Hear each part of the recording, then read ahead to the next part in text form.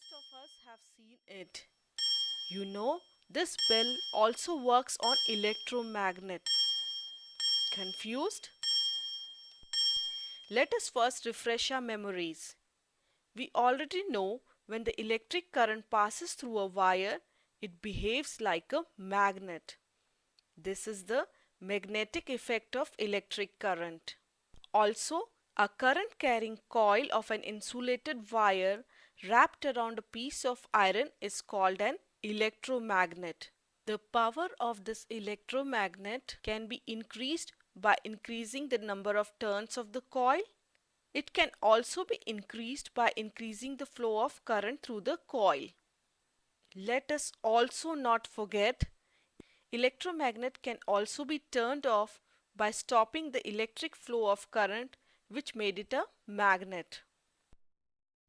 Now that we are clear about the electromagnet, let us now understand how an electromagnet is used in the functioning of an electric bell. Let us see the simplified circuit of an electric bell with the switch in off position. It consists of a coil of wire wound on an iron piece bent to form U shape like a horseshoe magnet.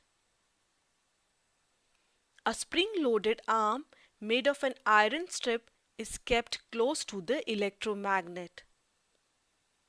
This arm has a hammer attached to it at one end. Let us call it a clapper. A small gong or bell is also placed near the hammer. See, there is a contact screw near the clapper. Now, let us switch on the circuit and the fun begins. Right now, the clapper is in the contact with the screw, so the circuit is complete and the current flows through the coil. Due to the current flow, the coil becomes an electromagnet. The electromagnet then pulls the clapper towards itself. In this process, the hammer at the end of the clapper strikes the gong of the bell to produce a sound. Let us see what else happened when the electromagnet pulled the clapper and we heard the hammer striking the gong. Look closely. Right now, the clapper is not in contact with the screw.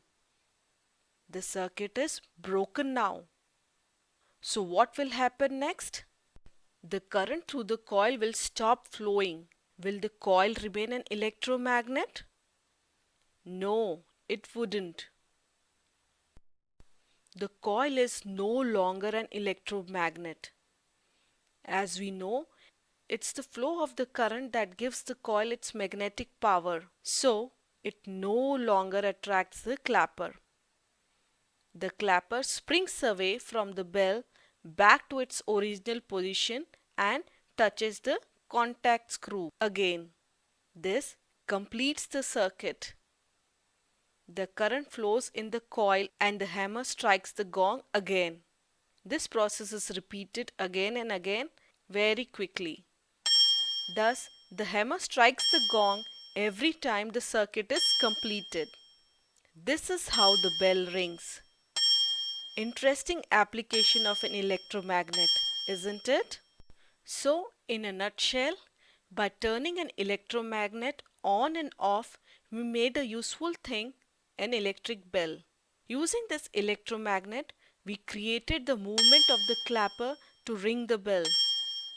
With the current flow, the electromagnet attracted the clapper, ringing the bell. But it also broke the circuit and stopped the current flow. Due to this, the electromagnet lost its magnetic power and the clapper went back to its original position, making the contact with the screw again. This made the circuit complete and again the clapper struck the gong. Great, isn't it? So the next time if you get any chance, do analyze the circuit of an electric bell. See you next time. Till then, have fun. Bye bye, kid.